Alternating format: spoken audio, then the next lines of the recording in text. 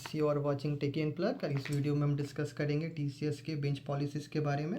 अगर आप न्यू हैं इस वीडियो में, प्लीज़ लाइक करें, शेयर करें, सब्सक्राइब करें और अपने टीममेट्स और अपने कलीग्स में प्लीज़ को ये शेयर करें। ये बहुत इन्फॉर्मेटिव वीडियो है सारे लोगों के लिए। So let's start. अगर आप as you know as well that TCS has change your bench policies to 35 days.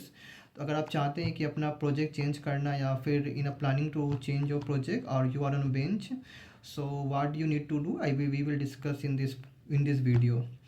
So first of all, we can discuss regarding that. If you want to change your project and you are trying to work on that new technologies, then you need to learn Python, GenAI, as well as you have to do some courses in an IE world, so that it will be reflecting to your RMGs that you have the competency in particular technologies. Okay, that will helpful for you to finding that new project or good project for you.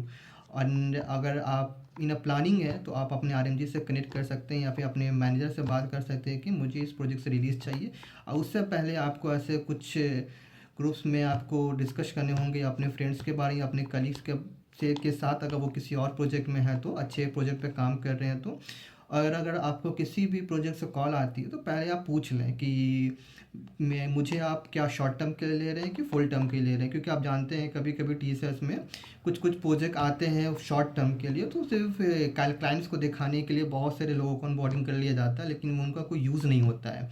तो ये आपके लिए time saving तो नहीं हो सकता, time का wasting हो सकता है। ठीक है, तो आप चाहें तो सबसे अच्छा वीडियो यही हो सकता है कि आप ज़्यादा से ज़्यादा यूडमी के कोर्सेज करें, अपने प्रोफाइल को स्ट्रॉन्ग करें और आरएमजी के साथ बिल्कुल कनेक्ट में रहें, ताकि आरएमजी आपके अच्छे प्रोफाइल को अच्छे मैनेजर के पास अप्रोच कर सके। और एक बार और आपका टीसीएस में ऐड हो चुका है, अगर आप किसी भी प्रोजेक्ट में इनरोल होते हैं तो आजकल क्लाइंट्स जो भी हैं वो भी चाहते हैं कि आपका टेक्निकल इंटरव्यू कुछ टॉपिक पे आपके बारे में पूछा जाए। तो be prepare regarding this one.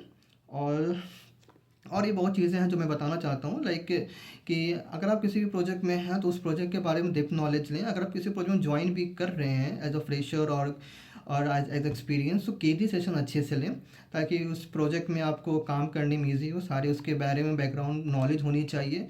अगर आप टाइम चाहते हैं तो अपने मैनेजर से बोल सकते हैं कि we need some time to analyse और go through some KD session, it will helpful for you. Okay, और अगर आप जस्ट ज्वाइन करने वाले हैं फ्रेशर्स और आप जस्ट अभी in discussion to join the TCS, तो बेनिफिशियल है कि अगर आप कोई भी प्रोजेक्ट ज्वाइन करें, बहुत बेनिफिशियल ज्वाइन करें। ठीक है, क्योंकि एक बार प्रोजेक्ट ज्वाइन करने के बाद जल्दी प्रोजेक्ट चेंज नहीं होता है। ठीक है, अगर आपकी मेन स्कोप आपका है कि आप पाइथन पे वर्क करना चाहते हैं, जावा पे काम करना चाहते हैं, फ्रंट एंड पे काम करना चाहते हैं, सीक्वल पे काम करना चाहते हैं, तो उस वीडियोस को आप उस चीज़ों पे पहले आप फोकस करें, ताकि आपको अच्छे प्रोजेक्ट मिले।